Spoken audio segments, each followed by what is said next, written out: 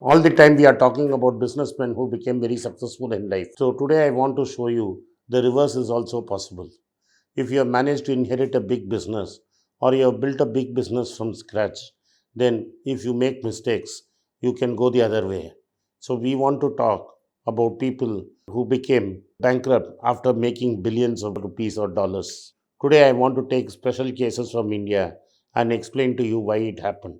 But before that, I want you to do two, three things for me. Press the like button of this video so that this could be shared more.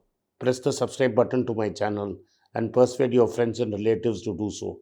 If you do so, then they will get to benefit.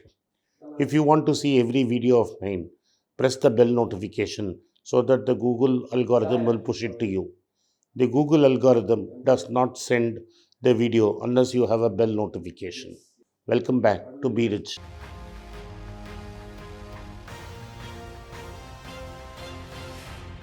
Let's talk about people who have gone bankrupt. But the most important reason for most people to go bankrupt is debt. Most of the people whom I am going to discuss today got very greedy. And once they got greedy, they went out of their main core efficiency and borrowed heavily. They borrowed heavily to invest into assets in which government controlled both input and output prices. So they went bankrupt. Two of them chose businesses which were absolutely not profitable and went down the tube. So let's look at one by one. The top man on the list is Anil Dhirubhai Ambani. If he had told me 20 years down the line, Dhirubhai Ambani's son would be bankrupt and standing in a line for free soup, then I wouldn't have believed you.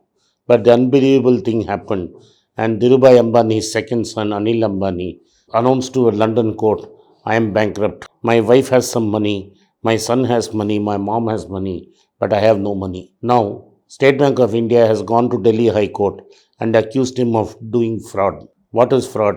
Basically, borrowing from the bank to do one particular business and even diverting money to others. Why did Anil Ambani go down? When his father died, Anil and Mukesh were together and both were joint managing directors of Reliance.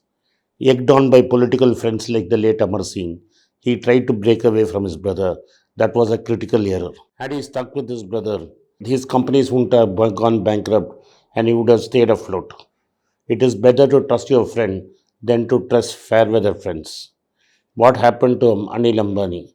Anil Ambani forced a split in the company's assets from his brother by refusing to sign a balance sheet one particular area. So he negotiated very hard and got the infrastructure division, what is known as Reliance Infrastructure, which was basically the old BSES bought by Dhirubhai Ambani. It was basically an EPC contracting company with some power distribution license. He bought that and he thought with the support of Amar Singh and Mulayam Singh Yadav, he could go big on electricity. Second, his brother with great love and affection had started Reliance Infocom. He snatched Reliance Infocom from his brother and also got Reliance Capital. And he was promised a lot of natural gas from a field which finally produced no gas. So after splitting the business, he put out a Reliance Power public issue in which he raised several thousand crores at 400 rupees a share which is trading at less than 10 rupees. His basic flaw was believing politicians and trying to enter industries by borrowing money in which both input prices and output prices were controlled by government.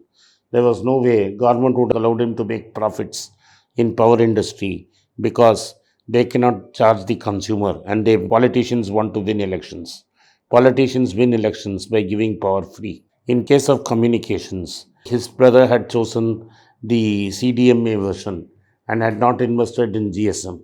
Immediately after Anil Ambani took over, GSM became the most prominent telephone network and therefore he was forced to launch Orcom by taking lot of debt. In between, he did fancy deals in buying underwater cable and others.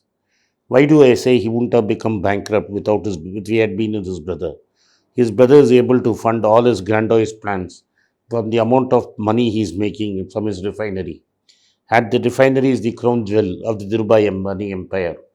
Had he been with his brother, he would have got his share of profits from the refining company and they would have paid off debts and he wouldn't have had to go bankrupt.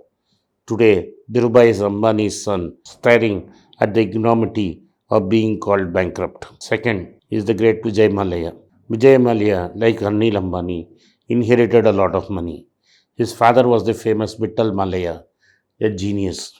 He bought into Hest. He held the Indian arm of Hest, the Indian arm of Beja Paints. He owned Kisan. He owned Dippy. He was the Indian brand. He had the Indian franchisee for Cadbury's. With all this, he had built a formidable liquor empire.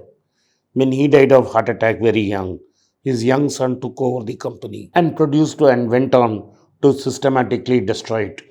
In the first round of wealth destruction, he bought Mangalore Chemical Fertilizers, Beston and Crompton, and ran it both to ground. To pay for the losses, he had to sell Berger Paint, Hess Chemicals, Kisan to Hindustan Unilever, and he sold out Cadbury also. Did he learn from his mistakes? No.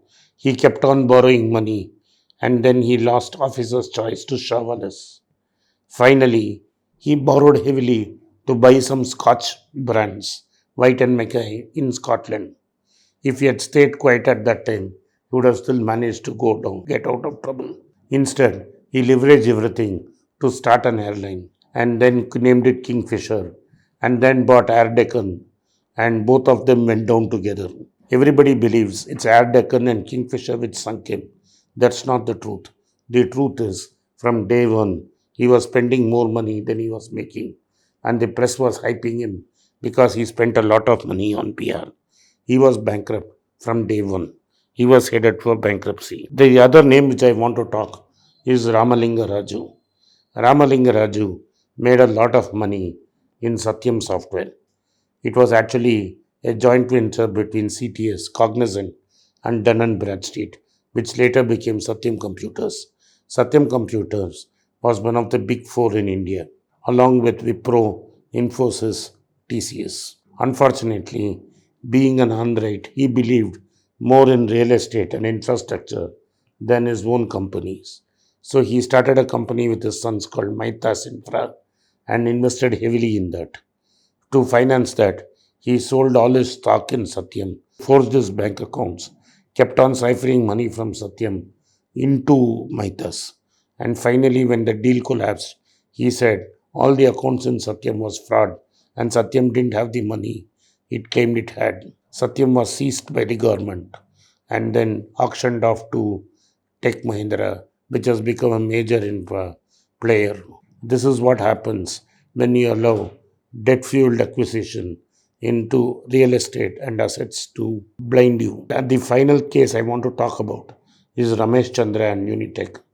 Ramesh Chandra was an IIT graduate, a self made man who built a real estate empire on his own. But greed got better of him and his sons when he set up a company to buy with along with partnership with Uninor to set up India's telecom and got into telecom space. So high debt on real estate crippled him along with Uninor, where he got entangled with the CBI. And because the whole thing went up in smoke, he could not complete projects which he had sold, and both his sons are in jail today. This is what happens when you overstep and borrow.